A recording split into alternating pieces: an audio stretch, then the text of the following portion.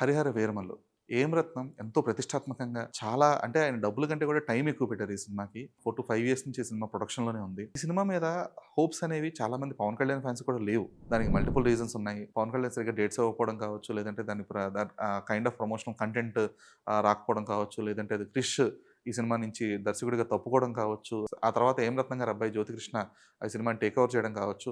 ఇలా చాలా multiple reasons వల్ల 'హరిహర వీరమల్లు' సినిమా మీద బజ్ గాని, హైప్ గాని లేదు. సో, అంటే టు బి వెరీ ఫ్రాంక్ మాట్లాడుకోవాలంటే. అయితే ఎట్టకేలకు జూలై 24థ్ ఈ సినిమా రిలీజ్ చేస్తున్నట్టు కన్ఫర్మ్ చేశారు. That is because of the OTT pressure as well. వేరే ఆప్షన్ లేక యుద్ధ ప్రతిపాదికన ఈ సినిమా వీఎఫ్ఎక్స్ వర్క్ గాని, సీజీ వర్క్ గాని, డీఐ గాని ఇవన్నీ కూడా కంప్లీట్ చేసి జూలై 24థ్ అయితే రిలీజ్ చేస్తున్నారు. బట్ ఇవాళ రిలీజ్ అయిన ట్రైలర్ అయితే ఆ సెట్ బ్యాక్స్ అన్నీ కూడా, డ్రాబ్యాక్స్ అన్నీ కూడా ఒక్కసారిగా బ్రేక్ చేసింది. లుక్స్ లైక్ ఏ షూర్ షాట్ బ్లాక్ బస్టర్.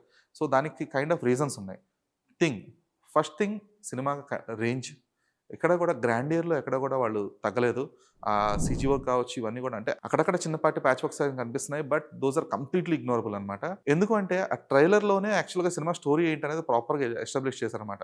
అంటే ఏదో కంగారుగా ఒక ట్రైలర్ కట్ చేసి హీరో ఒక 4 షాట్లు పెట్టేసి ఏదో సింపుల్‌గా ముగించేయడానికి కాకుండా ప్రాపర్‌గా అంటే what is the actual core point of 'Harihara Veeramallu' అనేది ఈ ట్రైలర్‌లో చూపించడం జరిగింది. అంటే బాబీ డియోల్ క్యారెక్టరైజేషన్ ఏంటి? అతని గోల్ ఏంటి? దానికి పవన్ కళ్యాణ్ ఎలా అడ్డు నిలిచాడు?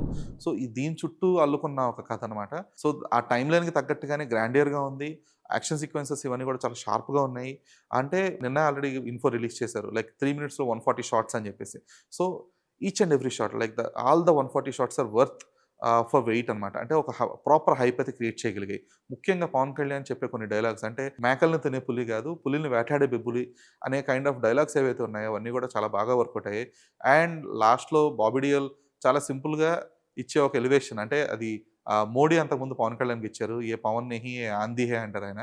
సో, ఆంధీ వస్తుంది అని చెప్పేసి బాబీ డియోల్ ఇచ్చిన ఎలివేషన్ అంటే చాలా సబ్టిల్ ఎలివేషన్ అది. చాలా ప్రాపర్‌గా వర్కౌట్ అయింది. అలాగే పవన్ కళ్యాణ్ ఫియర్సీ లుక్స్ అంటే చిన్న చిన్న మ కంటిన్యూటీ ఇష్యూస్ అయితే ఉన్నాయి పవన్ కళ్యాణ్ లుక్స్‌లో. అంటే ఒక చోట గెడ్డం ఉంది, ఒక చోట గెడ్డం లేదు, ఒక చోట ట్రిమ్డ్ వెర్షన్స్ ఉన్నాయి, ఒక చోట మీసకట్టు వేరుగా ఉంది. ఈ చిన్న చిన్న కంటిన్యూటీ ఇష్యూస్ అయితే ఖచ్చితంగా ఉన్నాయి. ఎందుకంటే పవన్ కళ్యాణ్ ఈ సినిమాకి ఎన్ని దఫాలుగా డేట్స్ ఇచ్చారో చూస్తూ వచ్చాం కాబట్టి. సో, అది కొంచెం డిస్ట్రాక్టివ్ ఎలిమెంట్ అయినప్పటికీ కూడా దాన్ని ఇగ్నోర్ చేయొచ్చు. Because of Pavan Kalyan's charisma and the trailer cut. So, I'm seated for July 24థ్ అంటే లిటరల్లీ టిల్ డేట్ ఉన్న ఎక్స్‌పెక్టేషన్స్ మొత్తాన్ని ఒక్కసారిగా మార్చేసిందనమాట. దట్టు పవన్ కళ్యాణ్ పాలిటిక్స్‌లో తన సత్తా చాటుకొని డిప్యూటీ సీఎం అయిన తర్వాత వస్తున్న మొదటి సినిమా కావడంతో ఈ సినిమా మీద మామూలుగానే అంచనాలున్నాయి. అయితే ఆ అంచనాలన్నింటినీ ఈ ట్రైలర్ అనేది ఇంకా డబుల్ ఏంటి ట్రిపుల్ చేసిందని చెప్పొచ్చు. జూలై 24థ్ రోజు మూవీ రివ్యూతో కలుద్దాం. This is Dheeraj signing off.